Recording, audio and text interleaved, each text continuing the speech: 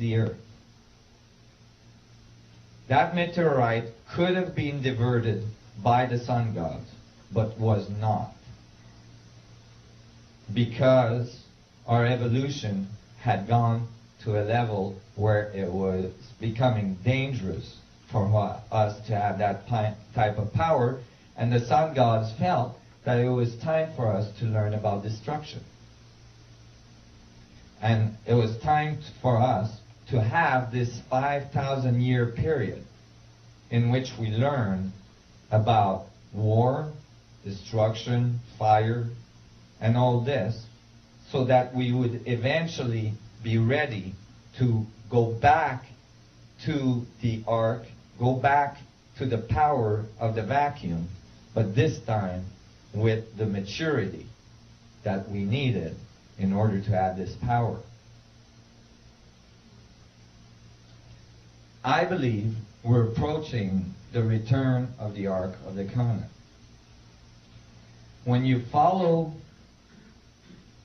the traditions, you find that this time is when the Ark is supposed to come back.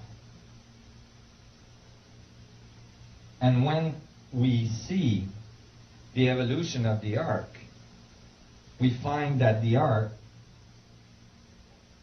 had gone through a long chain of events that brought the knowledge all over the world. And actually, all of our evolution is based on the return of this power to our civilization. Because this power is the power that liberates us from the shackle of entropy and reductionism. It allows us to become centropic, to have infinite amount of energy, to have infinite amount of power. It allows us to regain our place in the brotherhood and sisterhood of the galaxy, and to re-enter in contact with advanced civilization that have been observing us for the past 5,000 years. But this time we have to figure it out ourselves. I followed many. Oh, my batteries are fully charged. That's right.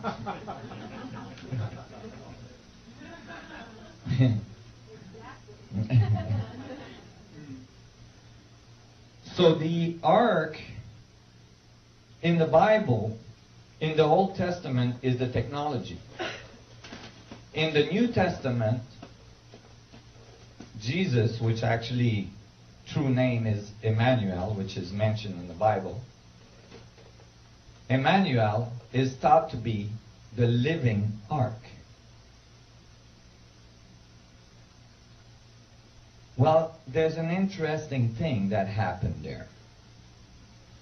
You see, when the high priest had the ark in the Temple of Solomon, they knew that if Jerusalem was attacked, they would have to take the ark out of Jerusalem somewhere.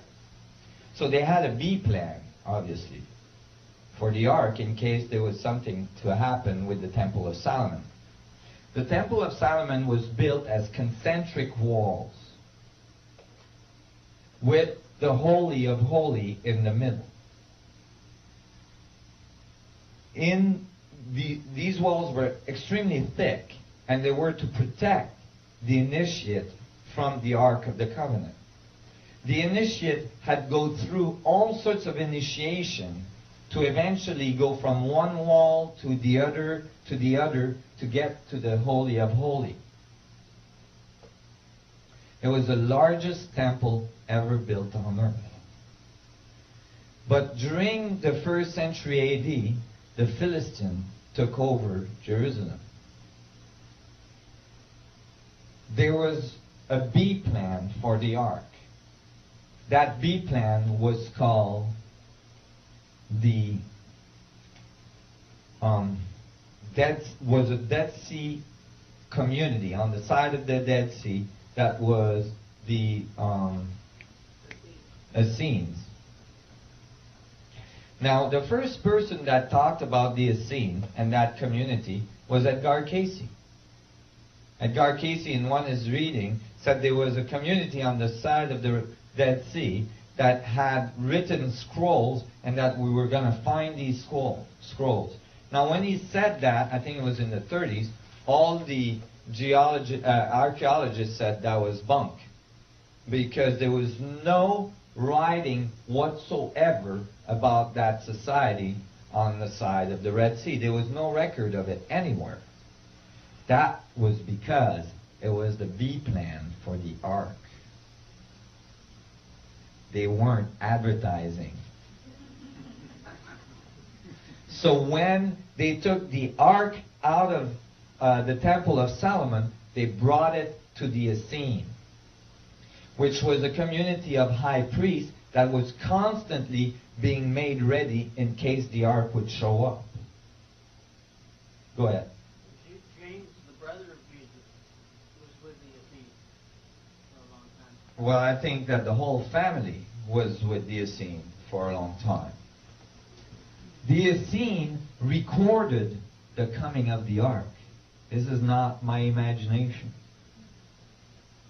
In the Essene scrolls that were found, you know that there was over 5,000 scrolls, or at least 3,000, scrolls that were found.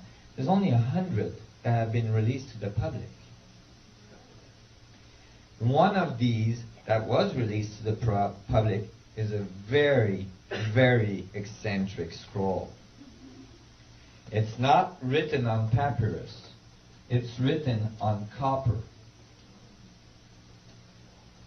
The copper that it's written on is the purest copper ever found on earth. There is no purest copper ever found anywhere else.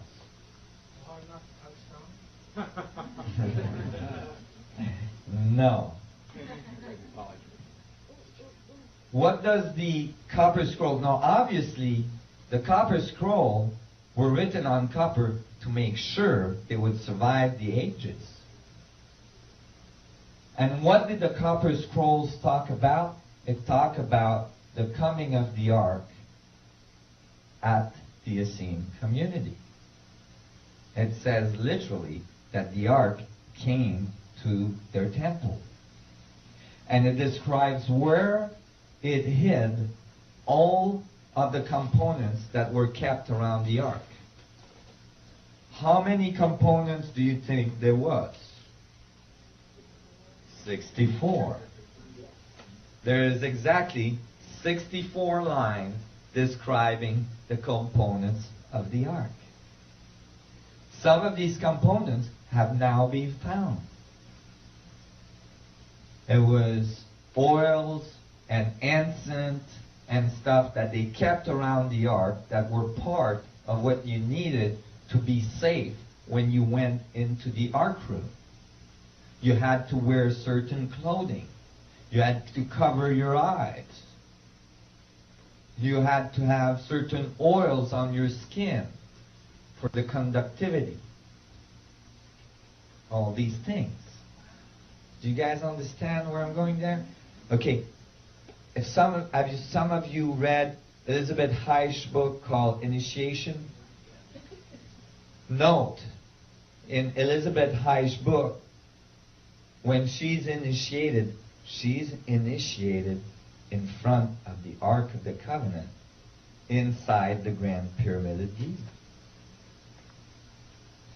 That book is extremely accurate. I've done a lot of research. I assure you, that book is extremely accurate. And she actually describes going towards the ark, and she actually describes smelling negative ions in the air. So she's actually talking about the ark generating electromagnetic field and ionizing the air. Well, you know, they have now found some of the components around the Dead Sea Scrolls of the ark. And when they did, it turned out that they found, I don't have this picture, but they found the place where the Essenes say that they hid the ark, because they had it for a fairly long time. The place where they hid the ark was a cavern across from where they lived, across from the temple. When they opened that cavern, and this is research you can find on the net. When they opened that cavern, there was a there was a blue iridescent spot in the